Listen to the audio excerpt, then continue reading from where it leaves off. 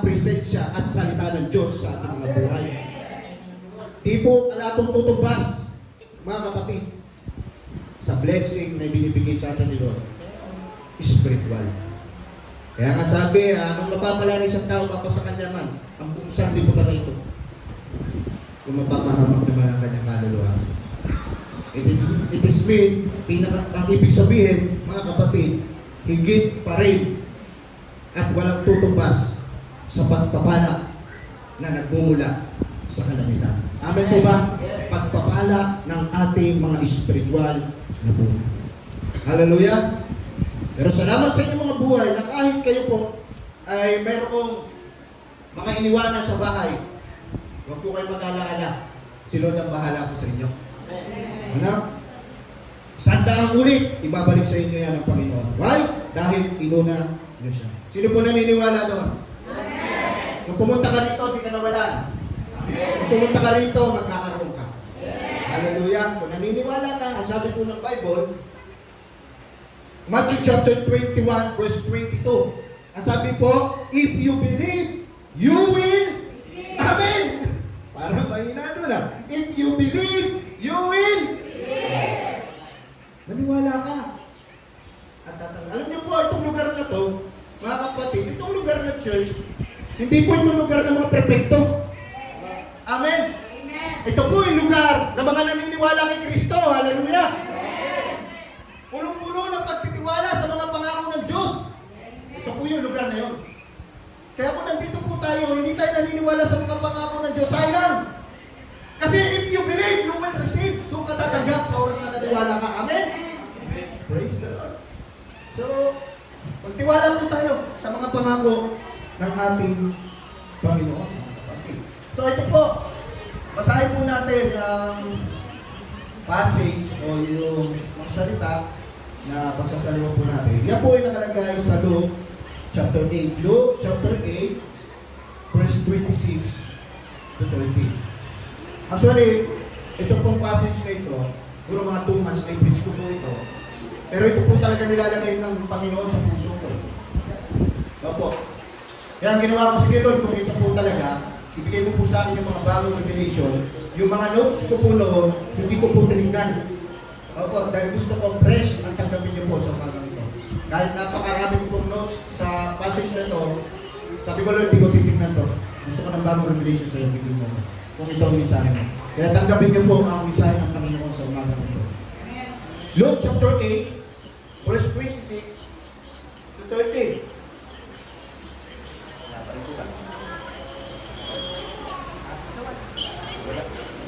Okay lang. So, Luke chapter 8, verse 26 to 30. Sabi po dito, nagpatuloy sila sa paglalayag hanggang sa makarating sila sa lupain ng Geraseno, nakatapat ng Galilea. Pagkababa ni Jesus sa bangka, sinalubong siya ng isang lalaking taga-roon na sinasagliban ng masamang espiritu. Matagal na itong walang suot na damit at ayaw tumira sa bahay, kundi sa mga kuwebang libingan. Na makita niya si Jesus, sumigaw siya at lumuhod sa harapan ni Jesus. At sinabi niya ng malakas, ano ang pakialam mo sa akin, Jesus, na anak ng kataas-taas ng Diyos? Nakikiusap ako sa iyo, huwag mo ako pahirapan. Sinabi niya ito dahil nilutusan ni Jesus na lumabas ang masamang espiritu sa kanya. Matagal na siyang sinasaliban ito at kahit tinatalian siya ng kadena sa kamay at paa at binabantayan, nilalagot niya ang kadena at pinapapunta siya ng demonyo sa ilang. Tinanong siya ni Jesus, ano ang pangalan mo? Sagot niya, Kawan, dahil maraming masamang espiritu ang pumasok sa kanya.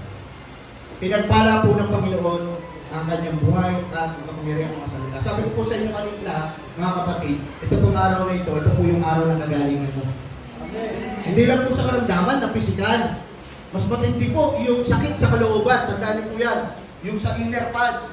Tama po ba? Amen. Kaya nga, higit po ang buhay na spiritual kaysa po sa pisikal. Dahil na si Jesus, pumunta po dito, mga kapatid, yung buhay mo pisikal, hindi yan ang iniligtas niya. Anong iniligtas niya? Yung kaluluwa mo. Yung nasa loob. Sabihin, mas mahalaga talaga yan sa Panginoon. So alam niyo po dito po sa passage na binasa natin, makita natin, si Jesus, bumaba siya, pumunta siya sa isang lugar, at merong isang sinasalipan ng masamang spirito, dinidemonyo, ang pagkatao, sabi kahit kadinahan na, wala talaga. Ang dami na umipigil sa kanya. Pero, wala talaga, walang kakayanan.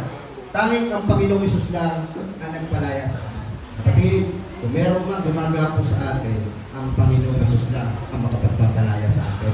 Presensya ng Panginoon. Kasi dito si Jesus, nung si Jesus nandun sa presensya niya, nagkaroon ng paglaya. Amin po ba? Nagkaroon ng kagalingan. Amen? Sino po dito nakaranas ng hinanakit sa buhay niya? O baka ngayon, nasa hinanakit ka ng buhay mo ngayon.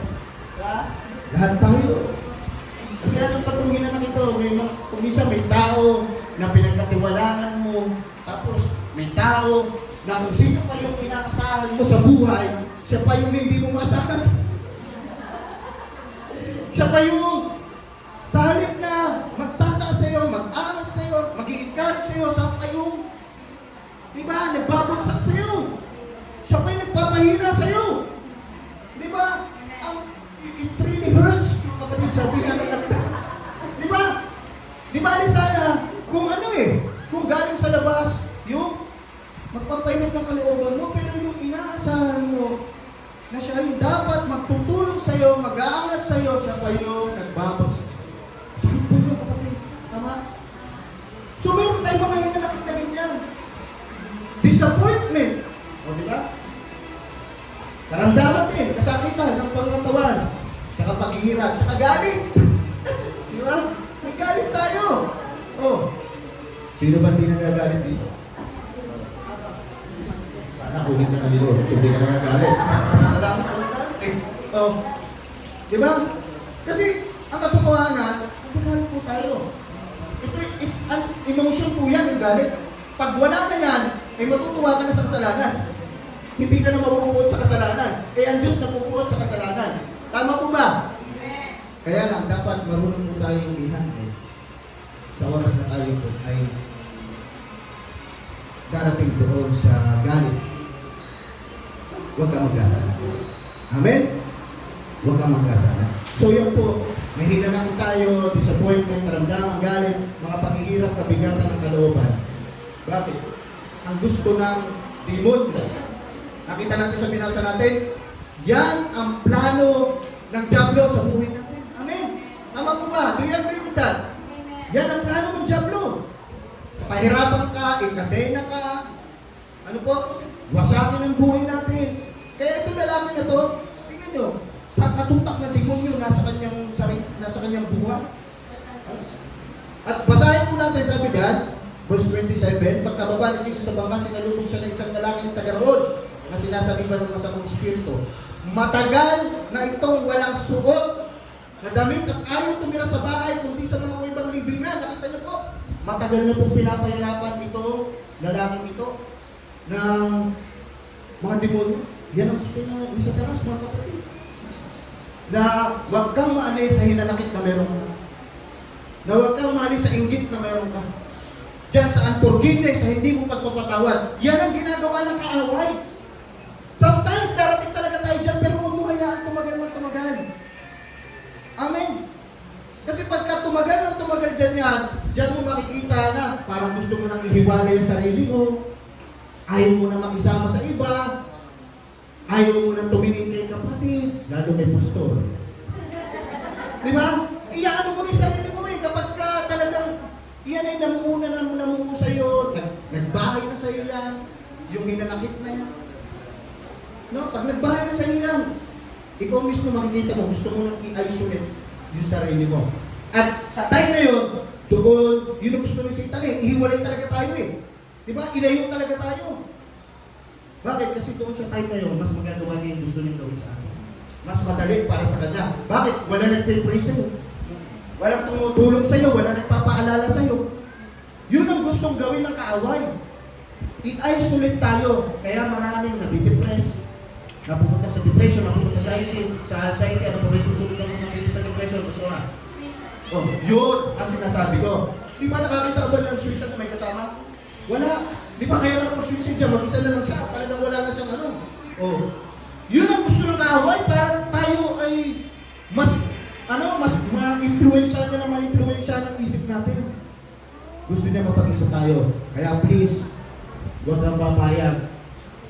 Huwag ka maniniwala sa pandaraya ng kaaway na kaya mong mabuhay mag-isa. Di po natin kaya, kapatid. Opo. May mga nangangarap, sabi nila, "Game mo, wala na lahat. Pamilya mo, lahat mo wala na. Kahit ikaw na lang mag-isa sa mundo. Basta may Diyos ka, okay ka." Hindi ako naniniwala doon. Kasi nung si Adan, nakita po ng Panginoon, nag-iisa, sabi ni Lord, hindi mabuti mag-isang tao. Binigyan siya ng katulong. Amen? Kaya tayo, kahit dito po sa loob ng church, kailangan natin si kapatid. Amen? Kailangan po natin ng isa't isa. Huwag natin isipin na kaya ko tumayo bilang Kristiyano mag-isa. Hindi po. Ano po? No man is an, ano? Alam niyo, island. No man is an island, mga kapatid. Ano? Kailangan natin, so yan ang gusto po, nakita natin. Nakikita na, alam niyo kung bakit, sinisiwalat po natin yung mga kaparaanan ng kaaway sa umagang ito. Para pag napansin mo, ba ito? Itong ginagawa ng kaaway. Alam ko na to. Oy, ikaw, nilalayo mo ako sa church, ha? Alam ko na yung style mo yan. Tapos ako sasagpangin mo ako. Ano, di ba? Ganun eh, makikita natin din. So matagal. Matagal na nahihirapan itong lalaking ito sa kanyang buhay. So ngayong umaga, kung may paghihirap po tayo sa ating kalooban, sa ating pag-iisip, kapatid, sabi ko nga po sa iyo, ito na po yung araw na pagagalingin ka ng Panginoon. Palalayain ka ni Lord sa pagkakagapos mo na yan. Do you believe that? If you believe, you will. Kung yun ang kasi ano ngayon, paniwalaan mo para tanggapin mo. Amen? Hindi yung kailangan makita mo muna bago mo paniwalaan mo kung gano'n. Kapatid, dinarinig nga ako, sabi ni Reverend Samuel, sabi niya, alam mo mga tunay ng Kristiyano, hindi po tayo naghihintay ng himala. Amen? Bakit daw? Sabi ko bakit? Sabi niya, kasi ang mga tunay ng Kristiyano, yung himala ang naghihintay sa Kanya. Amen? Naniniwala siya na ang provision na lang ang naghihintay sa Kanya. Anong kailangan gawin ng isang Kristiyano? Humambang! Amen? Inyo sabi kanina, be obedient. Sumunod. Hindi ko po akalain na makakatapos yung Pastor Dona sa pag-aaral na magiging siyang Diyos. Di ba ba? Kasi nung panahon na wala kami sa Panginoon, natatandaan ko po. Sabi ko nga, sabi ko sa inyo, yung sinasabing mahirap pa daw sa daga eh.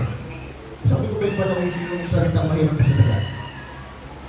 Ngayon, binubulay ko, ba't gano'n? Ba naalala ko yung daga nga pala, yung pagkain ng daga. Di ba? May pagkain ng daga. Buti ba yung daga, may keso. O, di ba? Kami ang kinakain lang po namin yun, alam niyo yung yung tawag ka.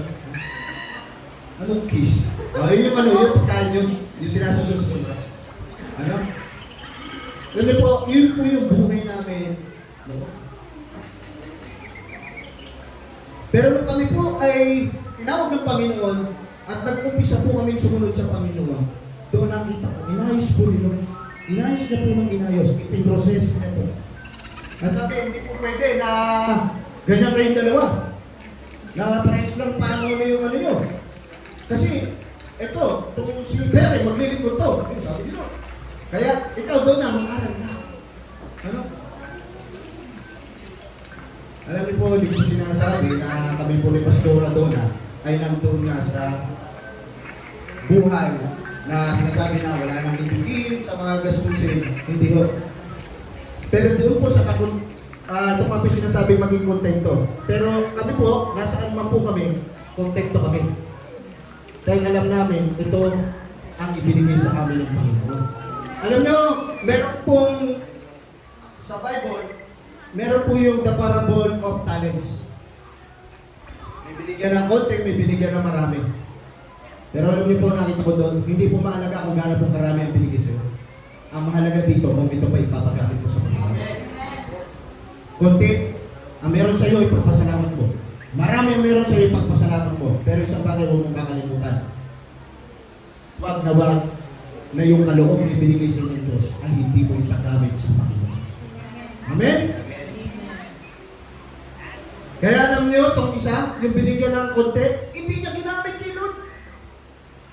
Anong ginawa niya? Sabi niya, Lord, tinago ko. Hindi ko ginamit itong kaloob na binigay mo sa akin. Ano sabi ng Panginoon sa kanya?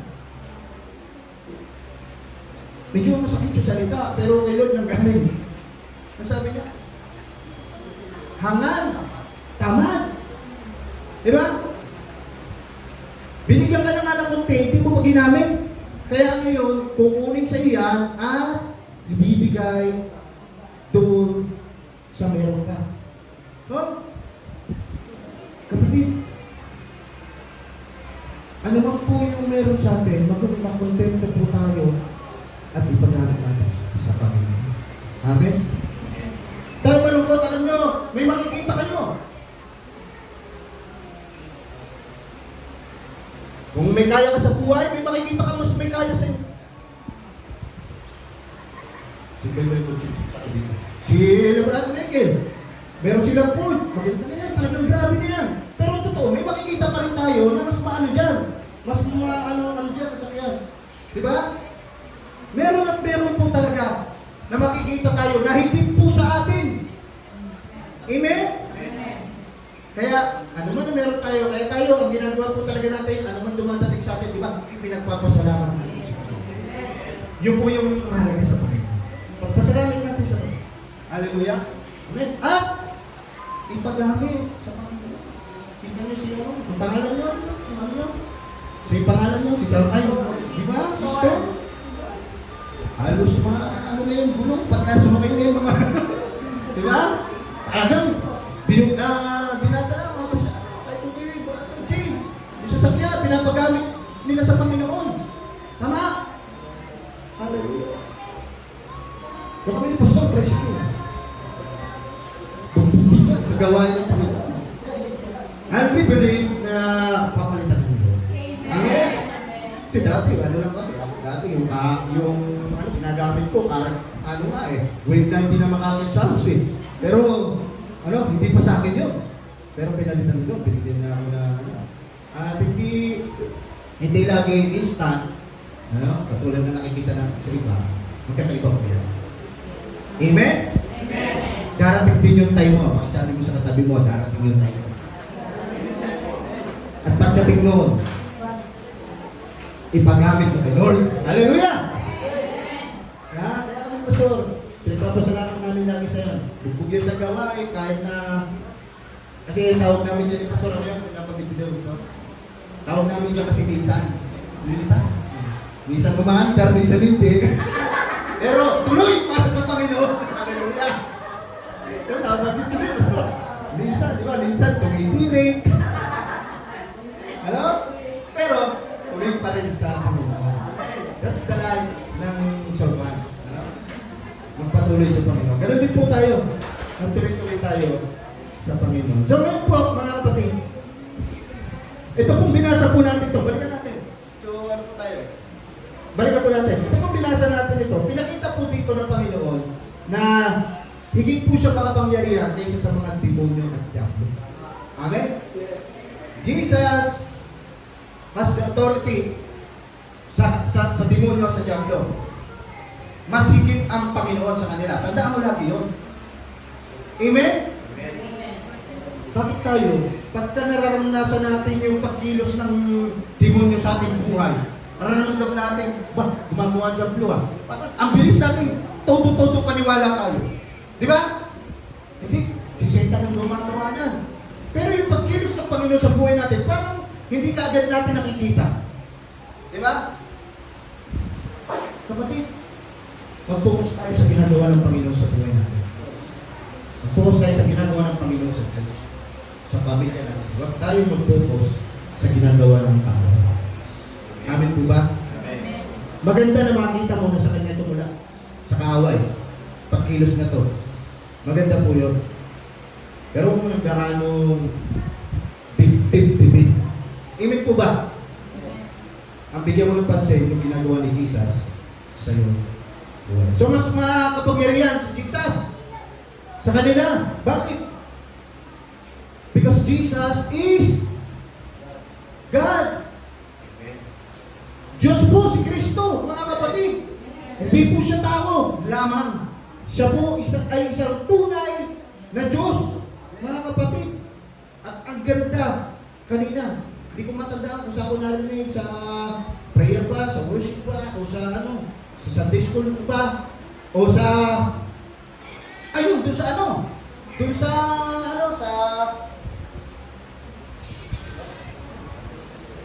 ano ba yung tawag siya ka? O sa MC, yun, sa MC, doon ko narinig. Bawat tuhod ay luluhod sa pangalan ni Kristo, kapatid. Amen po ba? Kaya ano man yung espiritu na nakikita mo ba, may spirit of anxiety o depression, division,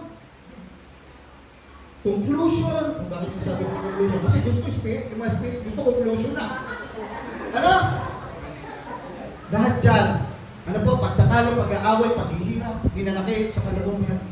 Ano? Lahat dyan ay luluhod sa harapan ng Panginoon sa Kristo. Kahit libo-libong demonyo pa yan.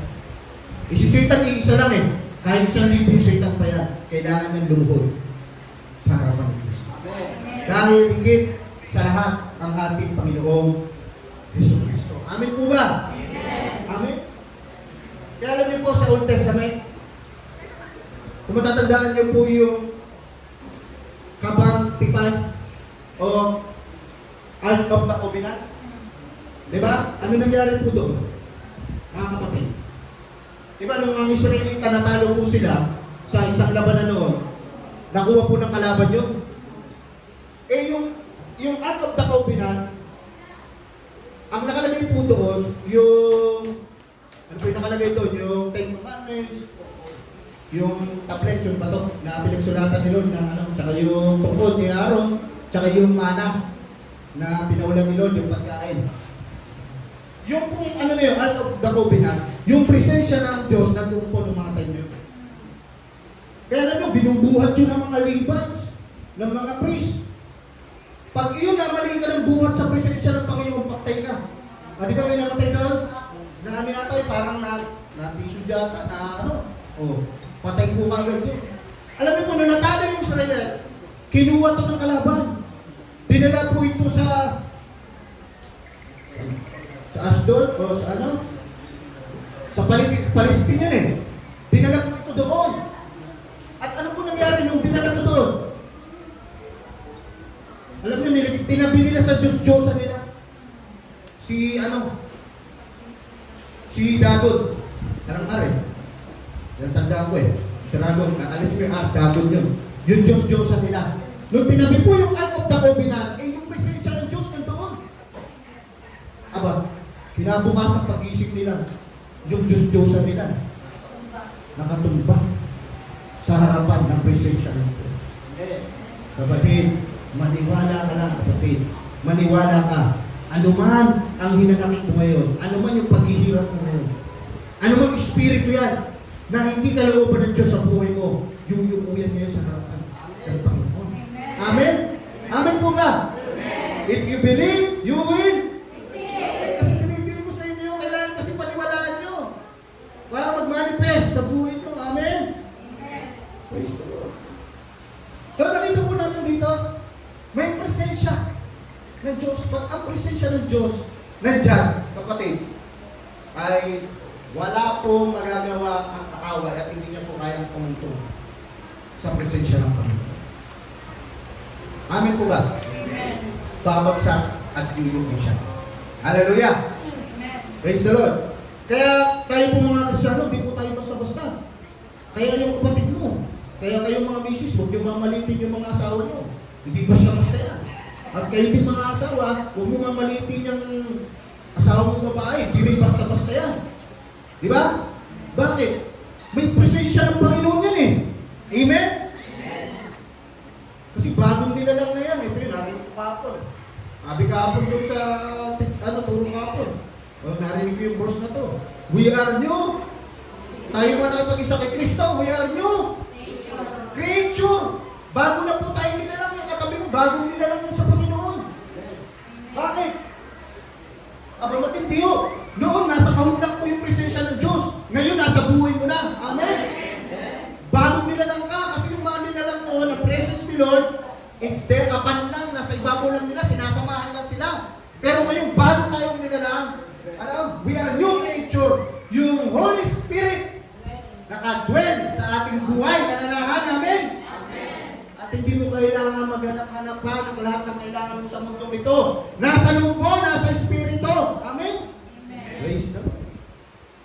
So nasa ating po presensya ng Panginoon. Kaya si Satan at ang demonyo ay wala akong magagawa sa atin. Ha? Amen po ba? Amen. Okay? Luluod po yan sa presensya ng Panginoon. Kaya huwag natin basta-basta yung sarili natin. Huwag natin mamalitin sarili natin, mga kapatid. Matindi po tayo, mga kapatid. Oh. Bagamat sa mata ng mga tao dito, hindi ganun katindi, pero sa mata ng Diyos, matindi tayo. Because si Kristo, nakikita niya sa atin. Amen? Ganun po katindi yun. So huwag natin sayangin. Dahil may presence ka ni Lord, may power ka. Amen? Amen. May power ka. Amen? Amen. May kapangyarihan po tayo, mga kapatid. Ano to? Kapangyarihan. Alam mo yan? Ano po? So huwag natin pong sayangin. Diba? Sabi ng kanta kanina, hindi pala kang nangin na to. Sabi, huwag mong sayangin, taglay mo, ganda ng boses, di ba? Taglay mo kapangyarihan, huwag mong mamalitin, Diyos mo mapatagumpay. Di ba? Huwag mo sayangin yung taglay mo kapag, alam nyo, kung matatanda ako yung kotse, di ba yung sasakyan natin, mga may sasakyan. Pag di mo ginamit na matagal yan, ano nangyayari? Di ba? Ano nangyayari? Di ba? Yaamag. Di ba? Yung sasakyan namin, yaamag na yung takot sa lupa. Kahapon, sa pagkit sa akin, yung sasakyan, naamag na. Kasi sobrang tagal din ginamit eh. Ano? So, di ba? Makita nyo, medyo hindi na siya handa kasi hirap ng paanda rin. So, ganun din. Binigyan tayo ng power ni Lord. Alam mo, binigyan tayo ng kapangyarihan, kaloob ni Lord na mangaral. Gamitin mo. Para hindi amagin. Di ba ba? So, binigyan tayo ng power ni Lord. Saan? Binigyan niya tayo ng kapangyarihan para kaigin. Ang ano? Ang ano? Ang mga gawa ni Satanas sa buhay. Hallelujah. Amen. Tingnan niyo po. Luke chapter... Meron na po ko din. Luke, isa po. Ha? Luke chapter... Tingnan niyo po ito. 10 verse 18 to 19. Ito, matindi ito mga kapatid. Receive mo sa buhay mo ito. Luke chapter 10 verse 18 to 19. O, verse 18. Tingnan niyo. Luke chapter 10 verse 18.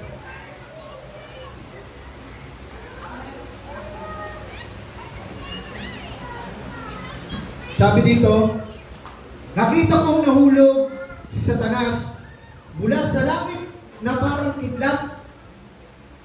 Nakita ng Panginoon. Si Satan talagang kumikilos, gumagawa. Nahulog eh. Binagsak dito dinala eh. Ano? Pero sabi ni Lord, ito, binigyan ko kayo ng kapangyarihan. Ano?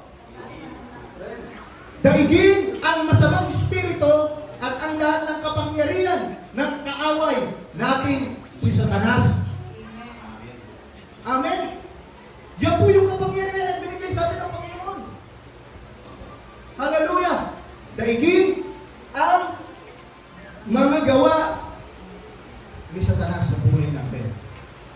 Amen po ba? Amen. Kaya kung nakikita mo sa pamilya mo, ba, kumikilos si Satan sa trabaho, sa negosyo mo, nakakakilos ang kaaway, nagpaplano ang kaaway. Sabi ni Lord, may kapangyarihan ka para daigin yan. Amen! Amen! Amen! Maging sa paglilingkod natin, sa paglapit natin sa Panginoon. May mga plano ang kaaway, may ginagawa siya. Pero sabi ng Panginoon sa iyo, hindi ka kayang daigin yan. Hallelujah! Dahil meron kang Diyos, sabi, na mapagtagumpay. Amen po ba? Amen. Pwede po ba ngayong umaga, alam po, okay, pagpakan natin ang Panginoon. At Papurihan ng Diyos. Meron po akong dito, idideklara tayo. Ano? Di ba, nakita ko naman, yung pinagawa naman ito ni Pastor Deo, sumunod naman kayo. Kailangan ako naman din, sundin ko. Di ba? Sabi ni Pastor Deo, Juan, ano sabi doon? May tuturo pa nga yan. Ngayon, magdideklara lang tayo. Please naman, sumunod naman din kayo sa akin. Ano? Yan niyo po. Pero bago po tayo magdeklara, may babasahin po ko sa inyo. Para yung declaration natin, talagang bigyan natin ng talagang idideklara natin. Walang iyaya. Idideklara natin kasi mangyayari ito. Amen.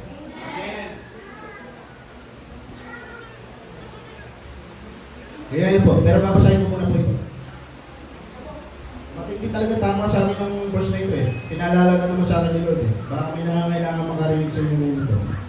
Sa ganyan po. Numbers chapter 14.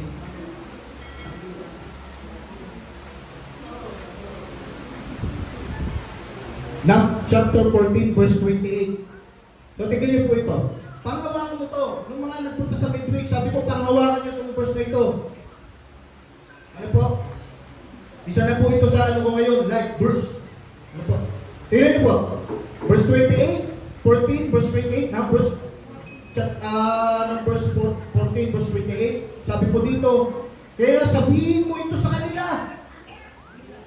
Ako, ang Panginoon na buhay, ay sumusumpa. Grabe si Lord, sumusumpa. Magindi pa ito sa pangako. Ano sabi? Nagagawin ko sa inyo ang inyong hinihiling. Sa ibang version po niyan, gagawin ko sa inyo. Ito po, tignan nyo. Sabi ninyo sa kanila na itong pinapasabi ko, habang buhay akong si Yahweh, gagawin ko sa inyo ang, ang narinig kong gusto nyo mangyari. Grabe, panghawakan ko ito kapatid.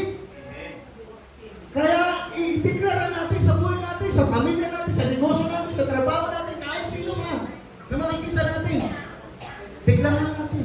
Amen. Ngayon, dideklara po natin ito. Panghawakan natin ito. Ayan, naglagay na ng convention si Lord na dapat paniwalaan natin. Because if you believe, you will receive. Pag sinabi mo, amen, nagkaling mo na. Pag sinabi mo, gagawin ng Diyos, mangyayari kasi hindi ikaw gagawa. Si Lord ang gagawa. Amen? Kaya kung ano marinig sa iyo ngayong umaga, gagawin ng Panginoon. Tingnan natin. Ano? Paano ba itong gagawin? Papanggitin ko muna bago kayo? O kayo papanggit bago ako? Hindi, ako muna. Ano? Deklara natin. Sabi ni Pastor Deo, with conviction. Ano ba? Yung talagang pinaniniwalaan mo sa sarili mo. Iparinig mo sa diablo. Pastor, wala siya dito ngayon. Baka nandun siya sa ibang church ngayon. Kaya, mayroong mga demonyo yun. Ano yun? Yung tiga report. Kasi si Satan, bago natin tiklara, bigay ang tingko lang. Si Satan, hindi niya po kaya pumunta nandun siya sa isang lugar lang. Ibig sabihin, at isang time na nasa lahat na siya ng dako. Di ba? Hindi niya kaya yun. Si Lord lang po yun. Na si Lord, kahit sa time na yun, sa oras na yun, the moment na yun, nandun siya sa lahat ng dako. Kahit saan ka man naroon. Pero si Satan, di kaya yun. Kaya hirap si Satan eh. Lito talaga siya kung saan siya uunahin eh. Hindi niya alam kung saan pa yung church ako. Napakaraming church. Matalino si Lord eh. Hindi niya ngayon alam. Kaya alam, meron siya mga tiga-report lang. Yung mga niyang alipores. Yun lang. Kaya ngayon, parinig mo ngayon ito sa alipores niya. Dideklara natin dahil sabi ni Lord, mangyayari. Amen? Amen. Ano ba ito? Okay, sabay-sabay tayo. Willing ba kayo? Baka mamaya, walang mag-isa magsalita dito. Ano? With conviction ha, deklara natin. Palakpakan natin ang Panginoon. Okay. Ang lahat ng plano ni Satanas. Ang lahat ng plano ni Satanas. Sa buhay ko. Sa pamilya ko. Sa asawa ko. Sa anak ko. Sa trabaho ko. Sa negosyo ko. At sa paglilingkod ko. Ay pinapawalang bisa ko sa pangalan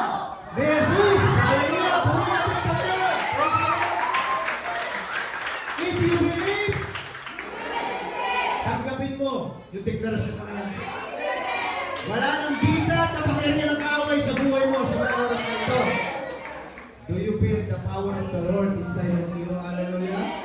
Nararanasan mo ba? Yes, because there is power in declaration. So walang magagawa si Satanas. Ito po ay salita ng Diyos, mga kapatid. Salita po ng Panginoon, yung binasa po natin kanina, mga kapatid. Tingnan niyo po. Sabi, sa Luke chapter 10, ang sabi po doon, hindi po ako nagsabi nito, mga kapatid. Ito po ay salita ng Panginoon.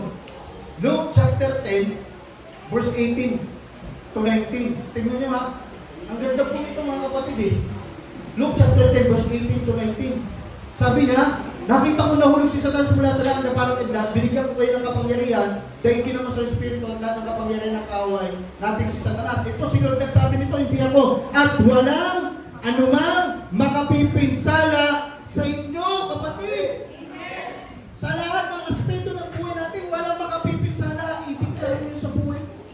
Dahil binigyan tayo ng kakayanan ng Panginoon. Amen po ba? Amen. Hindi mapipinsala ang pamilya. Ang mga anak ko, hindi kayang pinsalain ng Diyos. Ang negosyo ko, hindi mapapasok ng tao. Ang trabaho ko, hindi ako mapapakailaman ng awas. Ang pagsunod ko sa Panginoon, hindi mapipinsala ng kaaway. Amen? Amen? Praise the Lord. If you believe, yun po si gusto ko. Paniwalaan nyo. Amen? Hindi lang kasi tayo dito, makikinig tayo. Naubos na yung pumuputok-putok na yung native ko rito. Diba? Tapos di pala natin paniniwalaan. Paniwalaan natin.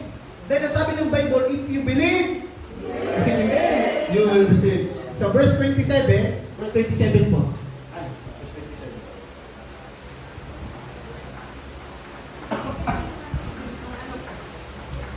Verse 27. Ano? 27. May verse.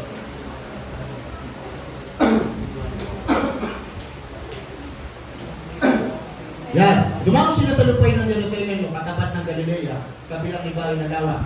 Pagkawa ni Jesus sa bangka, sinalubog siya ng isang lalaki at nagkaroon ng sinapo sa bayan ng demonyo. Matagal na ito, hindi nagsusot ng damit, may ayaw rin tumira sa bahay. Kapatid, sa dito, maliwanag po, itong lalaki na ito, kontrolado ng demonyo. Tingnan nyo, anong ginagawa ng demonyo sa kanya? Ano yung manifestation? Nasa kontrolado ng demonyo. Di ba? Hindi daw hindi daw nagsusuot ng damit. Kaya kabataan, kapag medyo pagsiksi na yung damit natin, tignan natin. Di ba? Kasi ito tignan nyo yung manifestation. Ano yung ginagawa ng demonyo sa kanya? Ang manifestation, hindi pinagsusuot ng damit. Di ba? Di ba? Hindi na siya nahihiyang walang damit. Kaya pag paiksi na ang paiksi, mag-pray na ko mo. At matagal na ito hindi nagsusuot ng damit, may ayaw rin tumira sa bahay. Yung mga kabataan na gusto sa labas, ayaw sa bahay. Mag-isip-isip na kayo. Hallelujah! Tingnan nyo, bakit gusto ko lagi nasa labas? So ayan yung manifestation na makikita natin sa kanila. Ibig sabihin, kontrolado talaga ng kaaway o ng mga demonyo itong buhay ng tao nito. Matagal na siyang pinapahirapan ng demonyo, pero nung ginatagpo siya ni Jesus, ulitin ko, kasi ang itinataas natin dito si Jesus, nung ginatagpo siya ni Jesus, nakalaya siya. Amen po ba? Alam nyo, isa siguro sa, nung inaano ko ito, binubulay ko, isa siguro sa nakikita kong malaking testimony nga, ay naalala ko isang buhay ng babae. Ito pong babae na ito, matindi. Ang demonyo, mga espiritu na nagpapahirap sa kanya. Ito pong babae na ito, dati po siya, napunta po siya sa church natin. Pero ngayon, nawala, pero I believe na darating yung time na magiging hinog na sila para nangingin ng Panginoon. Alam niyo po itong babae na ito, Madalas, makikita nyo lamang po ito sa libot-libot sa balanga. Nakaubad po, walang suot na damit. Ang babae na to, o yung si Yossi, ganyan lang po, talagang puro grasa na po yung damit niya. At wala po talagang suot ha. Oo. Wala po talagang damit itong babae na ito. Madadaanan niyo po siya. Pero alam niyo po, may nadaan sa kanyang lingkod ng Panginoon. Nadaan ngayon si Brother Jay. Nadaanan ni Brother Jay. Hindi ko alam kung paano niya diniklarahan. Nakatingin pa siya nakapikit. Ano? Kasi diniklarahan niya eh. Di ko alam. Yun nga lang, di ko alam. Ano? Kasi, diniklarahan niya. Kasi ito, testimony ito kasi ng church natin mga kapatid. Dapat lagi po natin yan yan. Ano po? Diniklarahan niya ngayon. Hindi ko alam kung anong declaration niya, pero alam ko, diniklarahan niya. Alam niyo po ang nangyari po sa babae niya? Nung diniklara, hindi ganun ka-bishop po. Kinilos ng Panginoon. Yung babae, pumunta po kila Pastor Brian, kila Pastora Julie. Bakit mo sa tagal ng panahon? Ngayon wala nagpunta. Siyempre, alam natin, nakamay na ng Diyos yun. Diniklara nakanak ng Diyos ngayon nagpunta kila Pastora Julie. Nagkataon, kaklase pala. Kaklase pala nila Pastora Julie. Ngayon yung nagpunta doon, hinarap ka agad. Pastor, pagkakataon. Sabi, tabi ko, may problema ka. Alam ko sino yung problema. Nakita ko, ito yung babae na nandiyan na. Di ba? Praise the Lord. Baka na yun. Pinipray na natin. Kasi sabi ng Bible, manifestation nga. So, katutak niya spirit ng masama Talam niyo po, mga kapatid, dahil alam natin na kinis rin ng Panginoon, yun ay inalis na siya ni Lord po. Kapatid, alam niyo po, takot na sa loob ng church yun. Silang dalawa na mag-asawa at inalis po siya, pinalaya siya ng Panginoon doon sa ganong pag-aalipin sa kanya ng diablo. Na gano'n ang kalagayan niya, araw-araw pupunta siya na kaubad. Inalis po siya ng gano'n at binigyan pa ng pagpapala ng Panginoon, binigyan po siya ng anak. Ngayon, ayos na po yung kalagayan nila dahil nakikita naman natin, matyaga yung asawa niya at pinagtsatsagaan po siya at parang inuultok pa rin minsan. Ibig sabihin, yung parang hindi na bumabalik sa ganong sitwasyon, pero yung parang may itinang niya, pero binigay sa kanya ni Lord, matyagang asawa. Binigyan ng anak, binigyan ng matyagang asawa.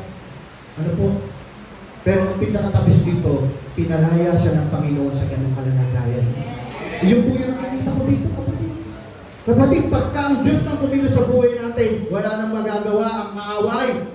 Sabi ko nga sa inyo, pag si Lord nagbukas ng pagpapala, pintuan ng pagpapala sa buhay mo, kahit 1,000 demonyo pa, hindi na may sasarayan. Amen?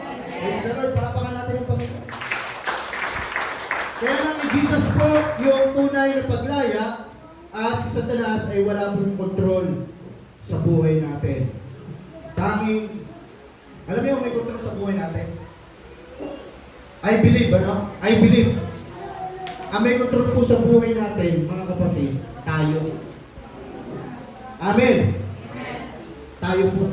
Si Satan, ang gagawin po niya, influensyahan tayo sa isip. Hindi niya tayo kontrolin. Ang Holy Spirit, ang gagawin po niya, influensyahan din po tayo. Di ba? Trabaho niya, turuan, igay, patnubayan, palakasin, tayo. Pero ang totoo, may kontrol sa buhay mo, ikaw. Amen. Amen. Kasi hindi ka robot, at hindi ka kinontrol ng Panginoon, ayaw niya noon. Kasi pag kinontrol ka na ng Panginoon at wala ka na sariling desisyon, di ba yan ang regalo sa tao. May free will, sariling desisyon. Yan ang ibinigay ng Diyos sa atin. Kaya kung gusto mo maging kontrolado ka ng Holy Spirit, kung ano man yung sasabihin niya sa iyo, gawin mo. Pero hindi ka na pwede pilitin. Ang pangit kasi nun, napipilitin ka lang ng Holy Spirit na mahalin mo ang Diyos. Ay, hindi mo masarap ang hinog sa pilit, kapatid. Di ba? Kaya tayo, binigyan tayo ng Lord na binigay sa atin yung free will, napakaganda niyang regalo sa atin. Kasi gusto ni Lord ma-experience sa atin yung totoong pagmamahal sa Kanya. Di ba? Sabi ko nga sa inyo noon, gusto mo ba yung asawa mo? Di ba? Kaya ka lang minamahal, dahil pinipilit mo. Oh. Di ba hindi maganda? Parang robot, pipindutin mo, mahalin mo. Pangit, di ba? Ang pangit. Kaya binigyan tayo ng free will ni Lord. Diba? Kaya tayo mga kananayan. Kasi nasabi ako, nanay kasi siya may trabaho sa akin. Diba? Kaya dapat pag pinindot niya yan, bili mo ko nito. Diba? Bili mo ko yan. Kaya tayo mga lalaki, napanood ko sa Facebook, mag-barbell tayo. Para pag nakita natin, papunta doon sa akin mo agad. So, tayo po, meron po tayong free will. Hindi po kontrolado yan. Influensya ngayon, influensya ka ng Holy Spirit, kinakausap ka, yung conviction na yun para sa mga mananampalataya, kinukonvict ka, nasa sayo na kung kanino ka magpapakontrol. Amen? Hakto mo ba sa kaway, o hakto mo yung Amen po ba? Kaya, nasa isip ang labanan. Nasa isip ang labanan mga kapatid, kaya yan ang ina-influensya ng away, yan ang sinisira ng away. Diyan ipinapasok lahat ng kaaway, yung mga negative, lahat ng mga nakakainis na bagay, ipinapasok sa isip natin. At pagka tayo humakbang doon, di ba? Tayo rin yung nahihirapan. Sa isip po ipinapasok yan. Kaya bantayan yung isip. Amen po ba? Amen. Bantayan po natin mga kapatid. So may free will tayo, yun po yung maganda sa Panginoon. Ano? Binigyan niya po tayo ng free will, pumili. Kaya piliin natin yung para kay Lord. Hallelujah! Amen? So tapos na po tayo. Ganun lang po kabilis yan. Yan po. Verse 29. Tingnan po ito. Last verse, verse 29. Sabi po niya,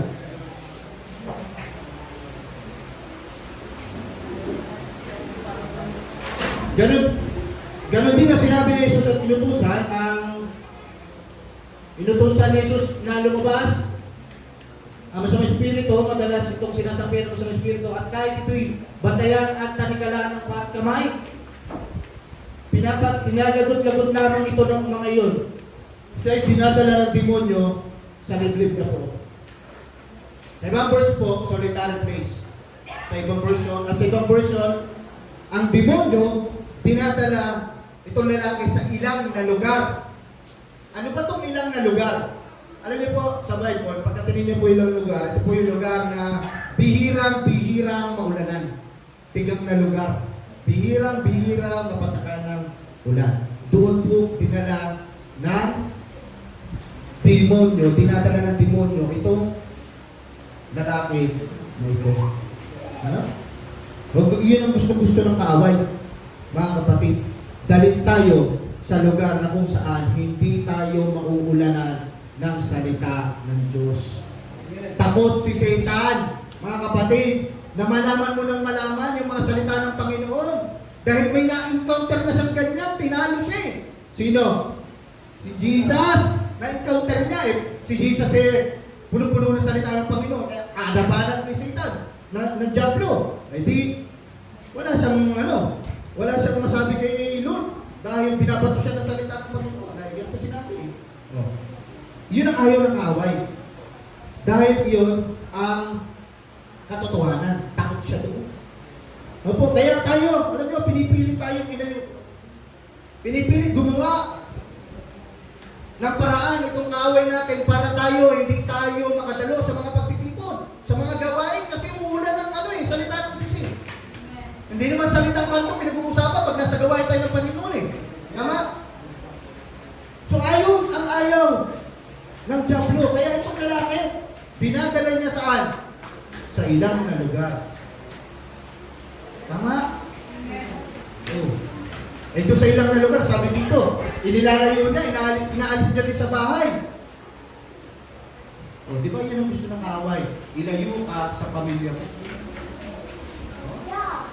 Ilayo ka sa church. Malayo ka sa pamilya mo. Walang magpapayo sa'yo, walang tutulong sa'yo. Yan ang gusto ng kaaway. Ganyan po ang ginawa ng Diablo sa lalaking ito. Pinipilit niyang ilayo sa pamilya mo. Kaya, bantayin natin, huwag tayo papayag mga kapatid. Piliin natin, manatili tayo sa lugar na kung saan may salita ng Diyos na ipinapangaral. May salita ka ng Diyos na maririnig. Amen po ba? Amen. So doon po siya dinadala, sabi diyan, sa ilang na lugar. Lugar na kung saan malayo sa kanyang pamilya. Huwag tayong papayag, mga kapatid. Nakikita po natin, pinipilit niya tayo, mga kapatid, na umalis sa pamilya dito po sa loob ng simbahan. Gagawin niya po ang lahat. Kung tayo po ay magiging mahina, mga kapatid, at hindi aasa sa Diyos, maaari, baka malamang tayo ng kaawa. Amen? Amen? So, kapatid, para po sa pagtatapos ko, mga kapatid, nakita po natin ito na yung lalaki na ito. Yung tagpo na ito, nakita natin na itong lalaki, kahit anong pilit niya, kahit anong pilit ng pamilya niya, wala pong nagawa para baguhin siya pala. Amen po ba? Wala pong nagawa. Yun din tayo. Huwag nating pilitin kung meron tayong gustong baguhin sa ating buhay. Huwag nating pilitin na pang sariling kakayanan lang, sariling lakas natin. Ang kailangan natin si Jesus. Amen? Dahil si Jesus lang ang tunay na makakapagpagaling, muling makakapagbalik na lakas natin, magpapalaya sa anumang gumagapo sa atin. Si Jesus lang po ang katugunan at sa kasagutan sa lahat ng yan. Amen? Kapatid, kaya kung sa umaga na to, tayo ay may pinahihirapan tayo. Hindi ko alam kung ano yung paghihirap natin ngayon, o sa pag-iisip natin, sa kalooban natin, sa damdamin natin, o sa sitwasyon natin sa buhay. Hindi ko po alam. Kahit ano pa yan, physically, emotionally, spiritually, ano man yung pinagdadaanan natin. Sabi ni Jesus, Luke chapter 5 verse 31, naparito ako hindi para sa mga walang sakit. Naparito ako para pagaling sila, para sa mga may sakit. Pagagalingin tayo ng Panginoon at I believe, pinagaling na tayo ng Panginoon.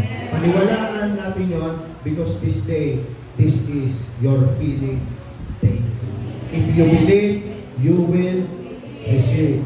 I declare na ang kagalingan, your healing and restoration ay naganap sa buhay mo ngayon in Jesus' name. In Jesus' name, receive your healing, restoration, and blessing, favor, comes from the Lord. Hallelujah! If you believe,